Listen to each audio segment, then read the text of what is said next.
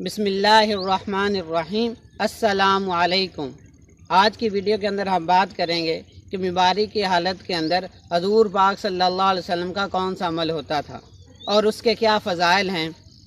حضور اکرم صلی اللہ علیہ وسلم کے ارشاد کا مفہوم ہے، جو شخص بیماری کی حالت میں 40 دفعہ آیت کریمہ کو پڑھ لے، اگر وہ وفات پا گیا تو اس کو 40 شہیدوں کا ثواب ملے گا، اور اگر وہ تندرست ہو گیا تو اس کے سارے گناہ معاف کر دیے جائیں گے۔ وہ آیت کریمہ کیا ہے؟ لا الہ الا انت سبحانک انی کنت من الظالمین۔ لا الہ الا انت سبحانک انی کنت من الظالمین۔ لا الہ الا انت سبحانک انی کنت من الظالمین۔ ایک شہید کا کیا ثواب ہے؟